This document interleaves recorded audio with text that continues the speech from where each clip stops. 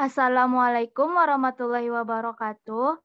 Alhamdulillahirabbil alamin wassalatu wassalamu ala asrofil anbiya'i wal mursalin wa ala alihi washabihi rasulillahi ajmain. Amma ba'du. Pertama-tama marilah kita ucapkan puji syukur atas kehadiran Allah Subhanahu wa taala karena dengan berkat dan rahmatnya kita bisa menghadiri perkuliahan pada hari ini. Kami dari kelompok 7 akan mempresentasikan hasil diskusi kelompok kami. Saya, Putri Ayu Lestari dengan NIM 2003-1094 sebagai moderator, dan Nadia Farhasa Salsabila 2003-1086 sebagai penyaji, dan Nur Azizah dengan NIM 2003-1090 sebagai tim penyaji. Baiklah, mari dimulai saja langsung diskusinya dengan materi macam-macam desain penelitian eksperimen.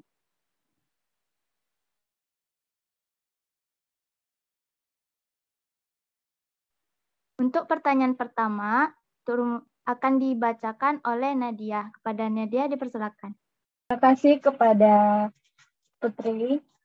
Baiklah, saya akan membahas pertanyaan mengenai konsep beserta contoh desain penelitian The One-Shot Case Study.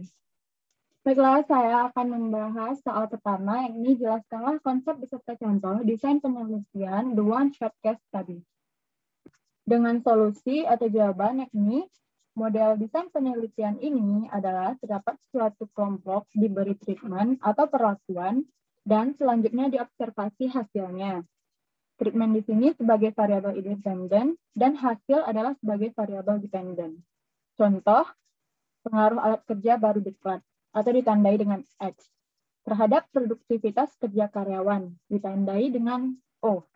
Terdapat kelompok pegawai yang menggunakan alat kerja baru, kemudian setelah beberapa bulan diukur produktivitas kerjanya, pengaruh alat kerja baru terhadap produktivitas kerja diukur dengan membandingkan produktivitas sebelum menggunakan alat baru dengan produktivitas setelah menggunakan alat baru. Misalnya, selalu menggunakan alat baru produktivitasnya itu 150 per jam. Dan setelah menggunakan alat baru, produktivitasnya itu 500 per jam. Jadi, pengaruh alat baru adalah 500 dikurang 150, yang hasilnya 350 per jam. Nah, sekarang pertanyaan B. Jelaskanlah konsep beserta contoh desain penelitian one group pretest post-test design atau minimal control. Dengan jawaban, solusi dan jawabannya, kalau pada desain yang A, yang option A, tidak ada pretest, maka pada desain ini terdapat pretest sebelum diberi perlakuan. Dengan demikian, hasil perlakuan dapat diketahui lebih akurat, karena dapat membandingkan dengan keadaan sebelum diberi perlakuan. Desain ini dapat digambarkan seperti berikut. O1, X, O2. Keterangan, O1 di sini adalah nilai pretest atau sebelum diberi diklat. Dan O2 di sini sebagai nilai post-test atau setelah diberi diklat. Pengaruh diklat terhadap prestasi kerja pegawai adalah O2 dikurang O1. Jadi O1 diberikan treatment O2. O1 ini nilai pretestnya sebelum diberi perlakuan gitu. Dan O2 ini nilai post-testnya setelah diberi perlakuan gitu. Jadi dari pengaruh perlakuan tersebut prestasi kerja pegawai itu dihitung. Jadi O2 kurang O1. Nah, sekarang pertanyaan yang kedua, jelaskanlah konsep beserta contoh desain penelitian randomized control group post-test only design. Dengan solusi dan jawaban, randomized post-test only tidak diterapkan tanpa memberikan pretest di awal pembelajaran. Dalam desain ini, kelompok eksperimen maupun kelompok kontrol tidak dipilih secara random. Dalam desain ini, baik kelompok eksperimen maupun kelompok kontrol dibandingkan. Kelas eksperimen yang mendapatkan perlakuan, sedangkan kelas kontrol tidak mendapatkan perlakuan. Berikut ini merupakan diagram desain randomized post-test only control group. Ini. Terdapat dua kelompok dalam rancangan ini. Pemilihan kelompok dilakukan secara acak. Kelompok pertama menerima perlakuan, sedangkan kelompok lainnya tidak mendapatkan perlakuan. Nilai akhir digunakan untuk mengukur hasil perlakuan. Rancangan ini dapat digambarkan sebagai berikut. R diberi perlakuan, 1 ini nilai sebelum diberi perlakuan, dengan R tanpa treatment atau perlakuan dengan nilai tes akhir gitu. Jadi maksudnya di sini RXO1 itu R ini kelompok diberikan perlakuan dengan hasil O1 dan R diberikan dan R tanpa treatment atau tanpa perlakuan dengan hasil O2. Jadi dari sana dari O1 dan O2 kita bisa melihat dengan hasil perlakuan tersebut mana yang bagus gitu. Nah, mungkin sekian penjelasan dari saya kembalikan kepada moderator. Baiklah, terima kasih kepada Nadia yang sudah menjelaskan untuk pertanyaan 1A, 1B, dan nomor 2. Untuk pertanyaan nomor 3 akan saya bacakan sendiri. Pertanyaan nomor 3 yaitu jelaskanlah konsep beserta contoh desain penelitian randomized control group pretest post-test design. Untuk solusi masalah atau jawabannya. Dalam rancangan ini, kelompok eksperimental diberi perlakuan, sedangkan kelompok kontrol tidak.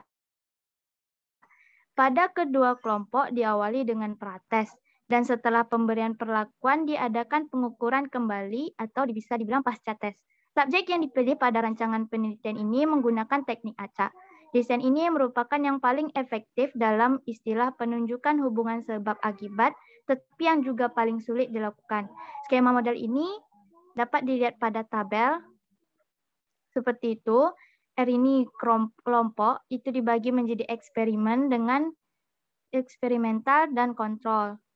Nah, bisa dilihat selanjutnya. Dan untuk contoh, yaitu peneliti ingin mengetahui pengaruh obat antihipertensi baru, X, pengelompokan dilakukan dengan random. Kemudian kelompok perlakuan dan tanpa perlakuan atau bisa dibilang placebo. Diukur dahulu tekanan darahnya. Setelah itu, kelompok perlakuan diberikan obat hipertensi. Kemudian setelah perlakuan diukur, tekanan darah baik pada kelompok perlakuan maupun yang tanpa perlakuan. Pertanyaan yang nomor 4 yaitu jelaskanlah konsep beserta contoh desain penelitian randomized Solomon 4 group design. Untuk solusinya, rancangan ini pada dasarnya menggabungkan dua rancangan eksperimental sebelumnya sehingga terbentuk rancangan yang melibatkan 4 kelompok. 2 kelompok sebagai kelompok eksperimen dan 2 lainnya sebagai kelompok kontrol. Pada kedua kelompok eksperimental diberi perlakuan, sedangkan pada kedua kelompok kontrol tidak. Pada satu pasangan kelompok eksperimen dan kontrol diawali dengan prates, sedangkan pada pasangan yang lain tidak. Setelah pemberian perlakuan selesai diadakan pengukuran atau pasca tes pada keempat kelompok. Peneliti dapat menekan sekecil mungkin sumber-sumber kesalahan karena adanya 4 kelompok yang berbeda dengan 6 format pengukuran. Desain yang paling unggul untuk validitas tetapi kurang praktis dan ekonomis. Skema model penelitian ini adalah dapat dilihat pada gambar. Dan untuk contohnya yaitu peneliti ingin membandingkan kemampuan berpikir kreatif matematis dari kelompok mahasiswa yang diberi perlakuan model pembelajaran problem posing atau tidak. Juga untuk membandingkan kemampuan berpikir kreatif dari kelompok mahasiswa yang diberi pretest atau tidak. Pada desain ini terdapat 4 kelompok yang dipilih secara acak. 2 kelompok pertama diberi pretest dan post-test, di mana 1 kelompok diberi perlakuan model pembelajaran problem posing, dan 1 kelompok lagi tidak. Kemudian 2 kelompok lainnya hanya diberi protes saja. Di mana 1 kelompok diberi perlakuan model pembelajaran problem posing, sementara 1 kelompok lagi tidak. Sekian jawaban dari saya, akan dilanjutkan oleh Nur Azizah. Kepada Nur Azizah, dipersilakan. Terima kasih kepada moderator. Baiklah, saya akan membahas soal nomor 5A, yaitu jelaskanlah konsep beserta contoh desain penelitian non-randomized control group pretest post-test design. Adapun solusi masalah atau jawabannya, Non-randomized control group pretest posttest disebut juga sebagai non-equivalent control group design dan dianggap sebagai desain yang paling banyak digunakan di dalam teknik kuasi eksperimen. Desain ini mirip dengan pretest posttest di dalam true eksperimen, namun tidak memiliki penugasan acak di dalamnya. Karena adanya pretest, maka pada desain penelitian tingkat kesetaraan kelompok turut diperhitungkan. Pretest dalam desain penelitian ini juga dapat digunakan untuk pengontrolan secara statistik atau statistical control, serta dapat digunakan untuk melihat pengaruh perlakuan terhadap capaian skor atau gain score. Adapun skema non-randomized control group dapat dilihat pada tabel di bawah.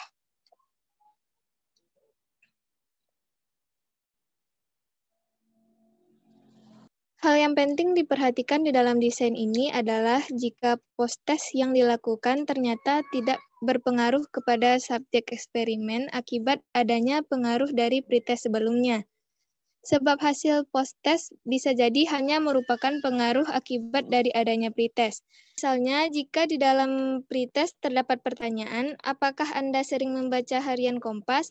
Dan setelah terjadi perlakuan pada subjek eksperimen yang di dalamnya mengharuskan mereka sering melakukan review terhadap artikel di harian Kompas, maka jawaban pada saat posttest untuk pertanyaan yang sama bisa menjadi bias. Tetapi yang biasa terjadi antara hasil pretest dan posttest umumnya dapat dihindari jika tes yang dilakukan lebih bersifat sebagai achievement test, karena di dalamnya akan menuntut subjek menjawab posttest berdasarkan hasil perlakuan eksperimen. Namun jika tes yang dilakukan lebih mengarah ke motivasi atau sikap, maka disarankan untuk tidak menggunakan desain jenis ini. Soal berikutnya 5B. Jelaskanlah konsep beserta contoh desain penelitian faktorial design. Adapun solusi masalah atau jawabannya, desain faktorial merupakan modifikasi dari desain true eksperimental, yaitu dengan memperhatikan adanya variabel moderator yang mempengaruhi perlakuan atau variabel independen terhadap hasil atau variabel dependen. Paradigma desain faktorial dapat digambarkan seperti berikut. Pada desain ini, semua kelompok dipilih secara random, kemudian masing-masing diberi pretest. Kelompok untuk penelitian dinyatakan baik bila setiap kelompok nilai pretestnya sama. Jadi, O1 sama dengan O3, sama dengan O5, sama dengan O7. Dalam hal ini, variabel moderatornya adalah Y1 dan Y2. Contoh, dilakukan penelitian untuk mengetahui pengaruh prosedur kerja atau kerja baru terhadap kepuasan pelayanan pada masyarakat. Untuk itu, dipilih 4 kelompok secara random. Variabel moderalumnya adalah jenis kelamin, yaitu laki-laki sama dengan Y1 dan perempuan sama dengan Y2. Treatment atau perlakuan atau prosedur kerja baru dicobakan pada kelompok eksperimen pertama yang telah diberi pretest O1 sama dengan kelompok laki-laki dan kelompok eksperimen kedua yang telah diberi pretest O5 sama dengan kelompok perempuan. Pengaruh perlakuan terhadap kepuasan pelayanan untuk kelompok laki-laki sama dengan O2 O1 dikurang O4 kurang O3. Pengaruh perlakuan atau prosedur kerja baru terhadap nilai penjualan barang untuk kelompok perempuan sama dengan O6 dikurang O5.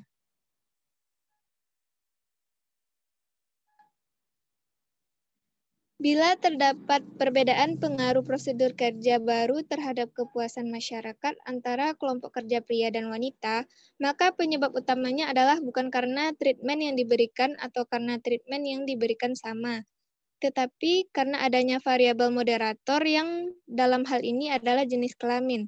Pria dan wanita menggunakan prosedur kerja baru yang sama, tempat kerja yang sama nyamannya, tetapi pada umumnya kelompok wanita lebih ramah dan memberikan pelayanan, sehingga dapat meningkatkan kepuasan masyarakat.